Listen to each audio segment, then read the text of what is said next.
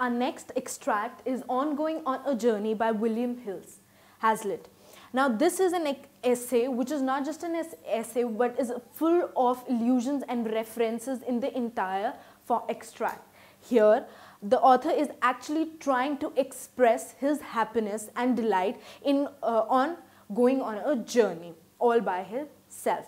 He feels that this is the pleasantest thing he's ever done in his life, and he cherishes going on solo journeys all by himself like on a wanderlust. Now let's have a look at the summary of the extract.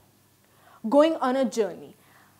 In the very first stanza or in the very first part of the extract, the author is actually trying to explain that going on a journey gets him happiness and entire delight.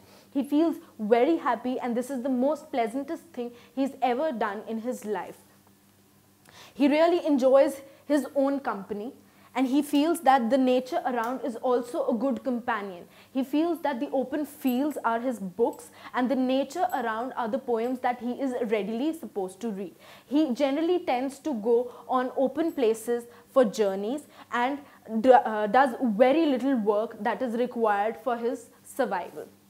Now, this going on a journey gets the author a very huge relief and gets in a vagabond spirit. Now, what is a vagabond spirit? When you're relieved, you're happy, delighted, and of no worries and traveling. So, this is what a vagabond spirit is. So, moving on, the sense of liberty. Now, here in the next part of the extract, the author is trying to explain that the sense of liberty is a key essential for a person to go on a journey. You need to be liberal. You need to be free from all tensions, your workloads, and you should always keep away all your worries before traveling. Traveling is the most enjoyed when a person is free-hearted and liberal. Leaving behind. So these are the 3 points that he has covered in this part of the extract, that liberty is a soul of a journey. You need to be very liberal enough to go for a journey.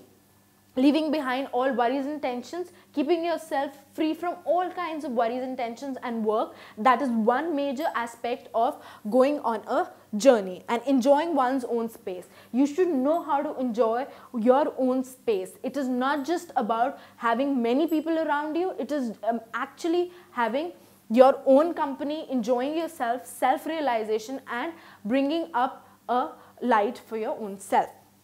Moving on, a company of a stranger. If possible, you should always come up with a company of a stranger. Why? Because it has minimal interference in your life. You barely know the person. You just have to be witty in conversations, and this is all what is done. But if a person who is known to you will tend to interfere in your life, you will have to face a lot of questions, queries, and getting in back the actual point of no liberty. Taking somebody along who you are known to will not let you be liberal. You'll have a lot of worries, a lot of questionnaires, and there has to be a power of conversation involved. But in taking a company of a stranger along, you will tend to have fond memories, cultural dialect will be there, and there will be minimal interference of a stranger.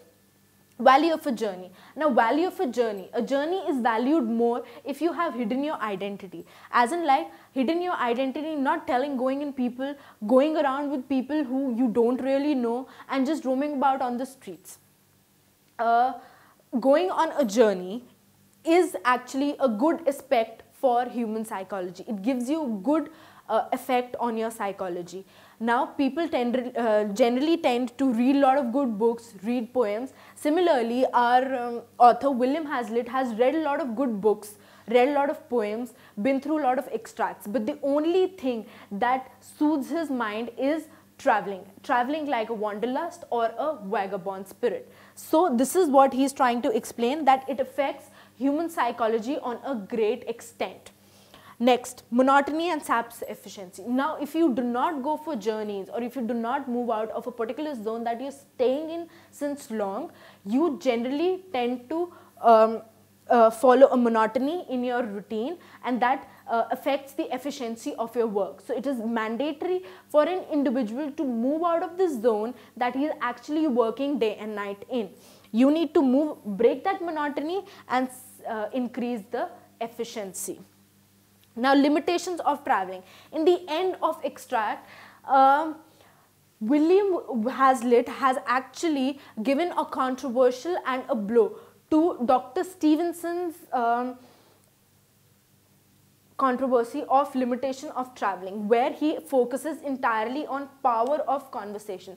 Now, in just traveling all alone, there is no power of conversation involved. People don't tend to talk. If we are actually following the spirit a vagabond or traveling all alone, and we are actually trying to enjoy our own space, then there is no power of conversation involved, which is very important for an individual, not just an individual but for a society to grow.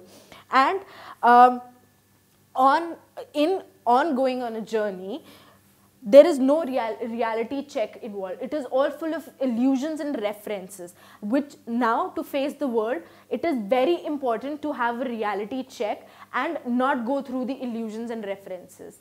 In the end, William Wills has tried to explain everyone that despite the fact that we need to face a lot of realities, we need to have power of conversation amongst us, we also need to have learn to enjoy the inner space of our own company. We need to have a freshened mind, and traveling freshens up an individual's mind, gives a good effect on your human psychology, and helps you explore the world more.